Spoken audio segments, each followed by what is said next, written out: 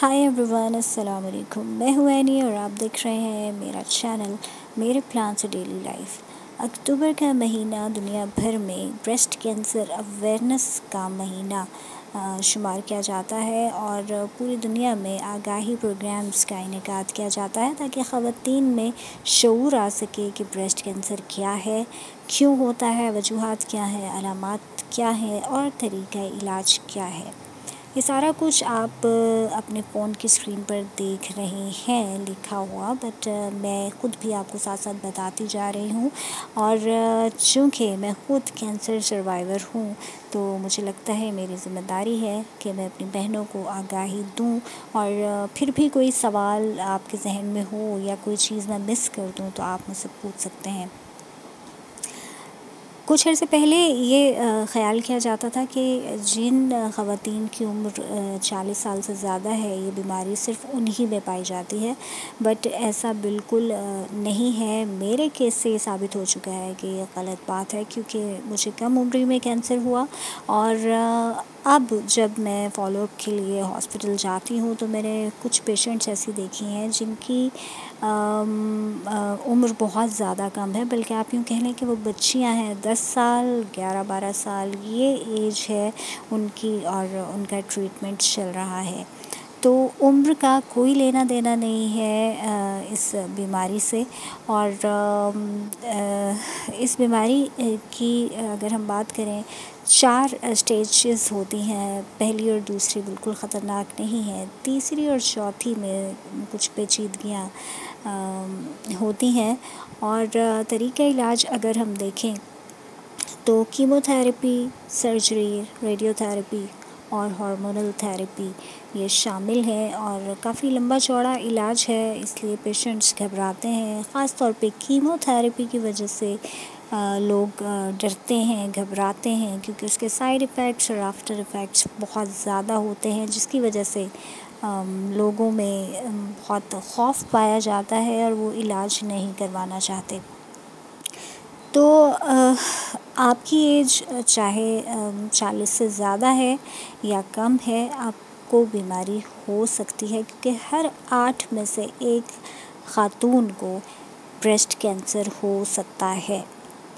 अब आपने करना क्या है कि अगर आपको फ़ील होता है कि चेस्ट में या उसकी अतराफ़ में, साइडों पर, बग़ल के अंदर, उसके आस-पास कहीं पर भी आपको दर्द महसूस होता है, कोई किसी किस्म का आपको लंप महसूस होता है, गिल्टी है, तो आपको फ़ौरी तौर पर जाना है डॉक्टर के पास। अगर कोई दाना है और वो ठीक नहीं हो रहा, कोई मवाद ख़ारिज हो रहा है, तो भी आपको जाना है।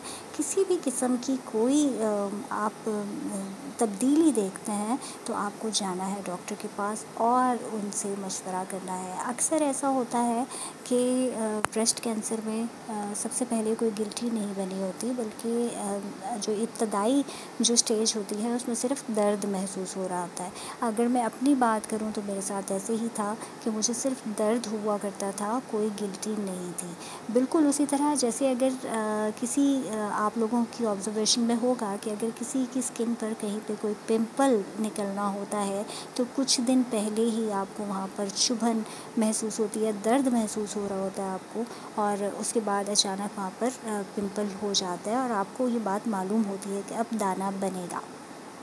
तो अक्सर ब्रेस्ट कैंसर पेशेंट्स के साथ भी यही होता है कि उनको पहले दर्द महसूस हो रहा होता है, बट डॉक्टर्स तवज्जो नहीं देते और पेन किलर्स दे के आपको फ़ारिग कर देते हैं।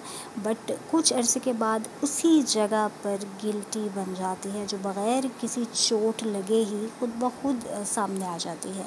और अगर यंग एज के कैंसर की बात करें तो वो बहुत एग्रेसिव होता है। कोई भी गिल्टी है तो वो बहुत तेज़ी से बढ़ती है, फैलती है, तो फ़ौरी तौर पे आपको डॉक्टर के पास जाने की ज़रूरत होती है। सेल्फ़ एग्ज़ामिनेशन बहुत ज़रूरी है। 3 अपनी फ़िंगर्स की हेल्प से अपनी बग़ल में, चेस्ट में, उसके अतराफ़ में आप उसको हल्का-हल्का सा प्रेस करके चेक करें कि कहीं कोई लंप तो नहीं है। अगर है तो आपने फ़ौरी तौर पे डॉक्टर के पास जाना है। जो यंग बच्चियां हैं, छोटी बच्चियां हैं, आई नो कि बहुत उनको घबराहट होती है, हिचकिचाती हैं, वो ये टॉपिक इस तरह का है कि वो बात नहीं करना चाहती हैं। बट मैं ये कहूँगी छोटी बच्चियों से कि अगर कोई भी इस किस्म की कोई प्रॉब्लम आपको भी हो रही है तो आप सबसे पहले जाकर अपनी मदर के साथ शेयर कीजिए और वो खुद ही आपको डॉक्टर के पास लेकर जाएंगी और आपका इलाज मुमकिन है। 4 स्टेजेस में से पहली दूसरी बिल्कुल ख़तरनाक नहीं है, तीसरी चौथी में पेचीदगियाँ हो सकती हैं। बट बात वही है कि मुसलमान होने की हैसियत से हम ईमान रखते हैं कि मौत और ज़िंदगी अल्लाह के हाथ में है। अगर अल्लाह ताला चाहे तो आखिरी स्टेज की पेशेंट भी सर्वाइव कर सकती है और अगर अल्लाह ना चाहे तो पहली स्टेज पर भी पेशेंट की डेथ हो सकती है। तो ये सारे फ़ैसले अल्लाह के हैं और आपने इलाज से घबराना नहीं है। और हार्मोनल थेरेपी का भी मैं साथ साथ बताती चलूँ। आखिरी जो तरीका इलाज जो है, यानी सारा कुछ जब आपका हो जाता है आखिर में आपको हार्मोनल थेरेपी पर डाल दिया जाता है और वो डिपेंड करता है पेशेंट की बीमारी के हिसाब से, ट्यूमर के हिसाब से। तो मैं अगर अपनी बात करूँ, मुझे 5 साल के लिए हार्मोनल थेरेपी पर रखा गया। अभी 5 साल कंप्लीट नहीं हुए मेरे और डिपेंड करता है पेशेंट के ऊपर, किसी को 10 साल के लिए, किसी को ज़्यादा या कम। ये डॉक्टर ही सही गाइड कर सकते हैं कि कितने अरसे के लिए किसको हार्मोनल थेरेपी पर डाला जाता है।